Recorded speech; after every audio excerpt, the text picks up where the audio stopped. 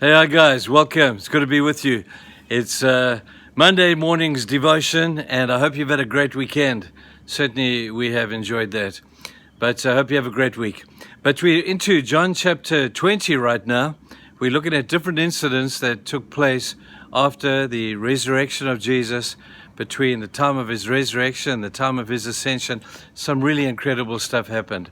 Last week, we spoke about Peter and the disciples who went fishing, and they saw Jesus, they met Jesus, they caught a big catch of fish, and they had breakfast with Jesus on the beach. I want to take you back now to chapter 20. I want to talk to you about Thomas. Thomas. This guy gets a bad rap, you do know that. We call him Thomas the Doubter. Now, before you even read his story, let me just fill you in a little bit about a dilemma that is so miserable by way of us being human beings. Have you noticed that we generally judge people by their darkest hour? We generally label people according to some weakness, or according to some mistake, or according to some issue that they may have had to deal with.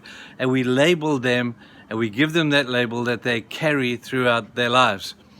Well, I think that's wrong in the case of Thomas. I think it's mean. I think it's unnecessary. Oh, sure, this one incident of him doubting the resurrection of Jesus is certainly one thing worth considering. But I need to tell you people, that's not all there was about Thomas. Thomas was a hero. Thomas, in the time of after Lazarus was raised from the dead, Jesus said, guys, we need to go to Jerusalem. And all the disciples are saying, Jesus, we don't think that's a good idea. We don't think we should go to Jerusalem because you could die in Jerusalem. And Thomas pipes up and says, hey guys, if he's going to die, let's all go so that we can die with him. That's great. That's the mark of a hero. Thomas later on went to India. After all this took place and after Pentecost, he went to India and he died as a martyr to taking the gospel to the nation of India. That's not the sign of a doubter. Sure, he made one big blunder here. We remember his blunder more than we remember anything else about this guy. But I would surmise that Thomas put aside this label that he had been given. He went on to do incredible things for the kingdom of God, ultimately, as I said, to die as a martyr. Can't help but compare him. I was talking with a couple of the young people in the church today, and they were talking about Matthew. And Matthew, whenever he refers to himself, he refers to himself as Matthew, the tax collector. I never see Thomas talking about himself as being Thomas, the doubter. I wonder if there's truth in the fact that Matthew could never let go of the label. Matthew carried it with him. He wanted a constant reminder. He just battled to get over the fact of his failure. So he continually reminds other people. He continually reminds himself. For some strange reason, we get some morbid kind of affirmation for ourselves when we remind ourselves and others about our mess-ups and our failures. Now, I'm not sure that that's a good thing. I think there are surely things, if we were all truthful, there's a whole bunch of things I'm glad you don't know about me, because I'm pretty sure you would put a label to me as well. And I wonder if you don't say the same thing about yourself. But the one thing we can be assured, no matter what the label is that people will say about us, when we stand before God one day, they're not going to matter at all. Because at the end of the day, what God says about you is all that really counts.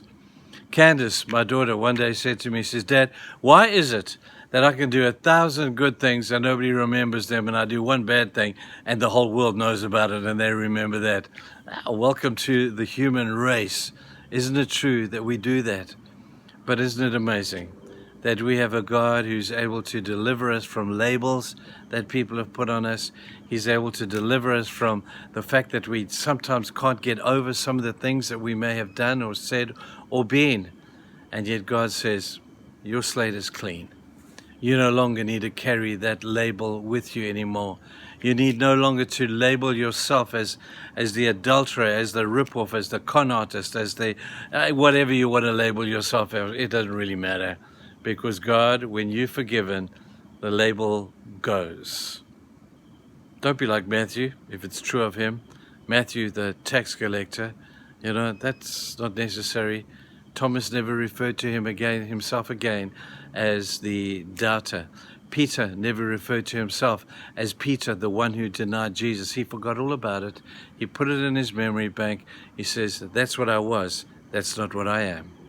And he got rid of the label. People, remember, what God says about you at the end of the day, I'm so grateful, is all that counts. Think about that today. We'll see you tomorrow. Bye-bye.